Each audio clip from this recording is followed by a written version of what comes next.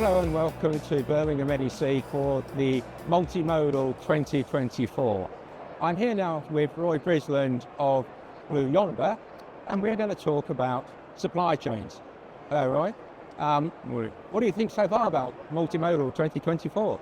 I think it's great. It's an interesting exhibition for us, especially because we're a software supplier. We're not in the logistics industry as such, but we've already had a number of fascinating conversations, and it's establishing quite a bit of a buzz around our stand. So that's been great. What are the key challenges facing your customers currently in the supply chains? Yes, it's an interesting one. I think the world has woken up to supply chain over recent years. With so many geopolitical events going on, and also more sort of environmental issues like in the Panama Canal. So I think disruption in the supply chain has been very evident for people. But I think there's also, if you take that as the first point, I think the second point would be the huge growth in e-commerce. So our customers are still working out how to have that sort of omni-channel delivery capability. There's also things like AI. So everybody wants to get in AI, but they're not quite sure how, and our customers come to us then. And I think the last one, and certainly not the least, of course, is sustainability. So everybody's set sustainability targets and goals, but of course, trying to achieve those and still make a profit as a logistics organization is an incredible challenge. Why, most supply chains are well established and obviously there's flexibility, but why do these challenges create such a problem? I think what we've witnessed is that supply chains have basically been around for centuries. Obviously, there's been trade going on for many, many years, but a traditional supply chain is quite often quite a linear process. And so I think what we witnessed in the last few years is that they're kind of broken.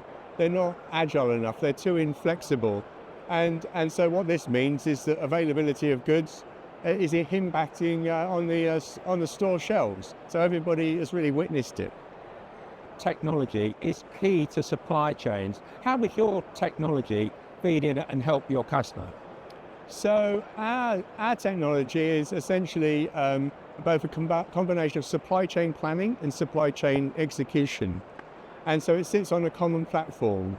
And the advantages of that is that it's completely interoperable. So a lot of supply chain systems these days, that fragmentation is that the systems aren't really in sync with each other.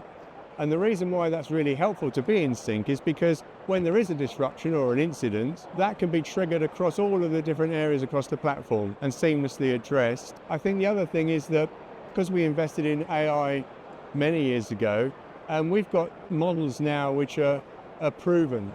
But more than just a proven model in AI, the importance is really around scalability.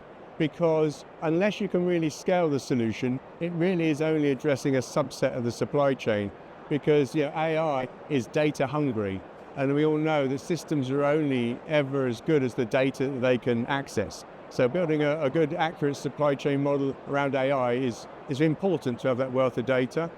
And I think the last thing around sustainability is that a lot of organizations report their emissions. But what we're doing, especially in transport optimization, is able to allow the system to optimize based on emissions, not solely on speed and cost.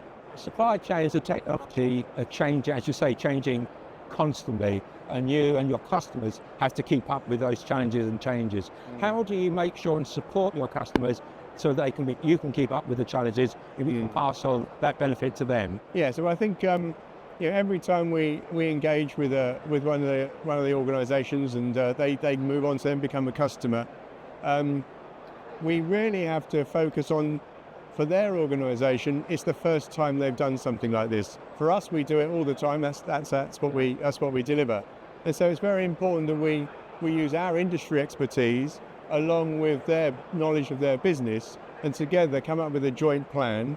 And that's really has to be around delivery of value.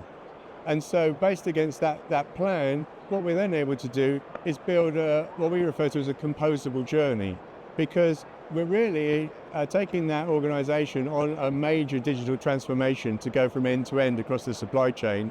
And so that composable journey allows us to say, well, we have a platform, but you're not going to go live with the platform in one day. You're going to go live with elements of it. And we pick those elements based on the value delivery. And that journey may take several years, but it's allowing them to move from what they've got today to a future end state, but delivering value along the way and hitting those sort of sustainability goals, and also ensuring they've got an AI trajectory as well that's going to help them improve overall. I think that some of the headline points are growth, resilience, and sustainability in the supply chain. How are you managing that? I mean, it sounds like a tremendous challenge for everybody across the entire, from planning, production to delivery and fulfillment and returns even. So how do you help that? I think for us, because we, from a technology standpoint, we operate on the cloud. And I think one of the key advantages we're able to see with the advances in technology is that cloud computing gives you that elasticity that you wouldn't have traditionally had. And so that was one of the restricting factors that AI, as I mentioned earlier, is very data hungry to have an accurate model. So using the elasticity of the cloud allows you to build up more complex AI models that are more efficient, more effective, but also dealing with sudden increases in volumes, for example. Again, is something that that cloud capability helps with.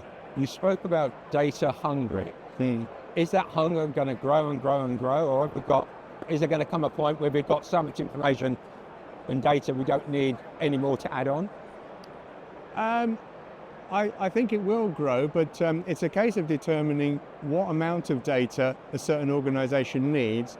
And when we're developing or tailoring the AI solution for that customer, it's what parameters or what models have the best impact. So if we take a forecasting example as a case in point, when you're looking at demand forecasting, instead of a traditional approach which would potentially be a group of products, what is the forecasted sales based on a statistical algorithm, what we're now able to do is to take item, location, and literally day of the year and say, what is going to really influence the sales of that product in that location on that day of the year? So that takes all things like weather and seasonality and any other component. And so the more components we add, the wider the data spread is. But that's what really can deliver the benefits through AI. So it is, when I say it's data hungry, it's really to achieve the best result. Now, I think the other challenge a lot of our customers have, we come back to that, is whenever we go into an organization, there's still some Excel spreadsheet somewhere. And that's one of the challenges that organizations have if it's on an Excel spreadsheet, it's not in the system. If it's not in the system, we can't leverage the data that's there. So part of their journey for some organizations is literally just digitizing things, getting it onto a system. Once it's on the system, then we can leverage that data, because that's where the gold is. That's when we can really work out how to improve the supply chain.